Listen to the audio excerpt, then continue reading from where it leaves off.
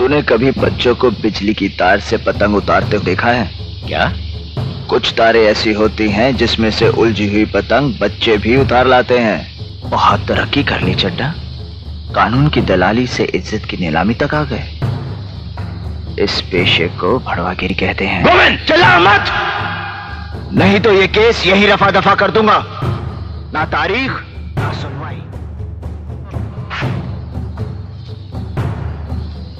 चड्ढा समझाओ इसे, समझाओ। ऐसे खिलौने बाजार में बहुत बिकते हैं, मगर इसे खेलने के लिए जो जिगर चाहिए ना, वो दुनिया के किसी बाजार में नहीं बिकता। मर्द उसे लेकर पैदा होता है, और जब ये 2.5 किलो का हाथ किसी पर पड़ता है ना, तो आदमी उठता नहीं, उठ जाता है। तो अगली तारीख दे ही दी जाए। मिलाड, तारीख देने से पहले मैं कुछ अर्ज करना चाहूंगा। इजाजत है। पहली तारीख में यह कहा गया कि दामनी पागल है, उसे पागल खाने भेज दिया, जहां उसे पागल बनाने की पूरी कोशिश की गई। दूसरी तारीख से पहले अस्पताल में पड़ी उर्मी का खून कर दिया गया और केस बना खुदकुशी का, जबकि इस अदालत में मैंने यह साबित कर दिया कि उर्मी ने खुदकुशी नहीं की, उसका खून हुआ है।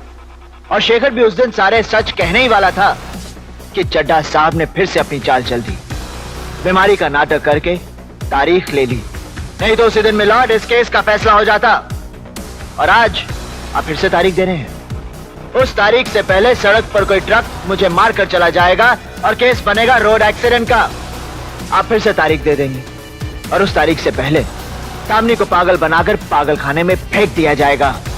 और इस तरह ना तो कोई सच्चाई के लिए लड़ने वाला रहेगा, ना ही इंसाफ मांगने वाला। रह जाएगी तो सिर्फ तारीख। और यही होता रहा है मिलॉर्ड, तारीख पर तारीख, तारीख पर तारीख, तारीख पर तारीख, तारीख पर तारीख मिलती रही है, लेकिन इंसाफ नहीं मिला मिलॉर्ड, इंसाफ नहीं मिला। मिली है तो सिर्फ ये तारीख। कानून के दलालों ने तारीख को इंसाफ के खिलाफ एक हथियार की तरह इस्तेमाल किया है मिलॉर्ड। 2 तारीखों के बीच अदालत के बाहर ये कानून का धंधा करते हैं, धंधा, जहां गवाह तोड़े जाते हैं, खरीदे जाते हैं, मारे जाते हैं, और रह जाती है सिर्फ तारीख। लोग इंसाफ के लिए अपनी जमीन जायदाद बेचकर केस लड़ते हैं, और ले जाते हैं तो सिर्फ तारीख।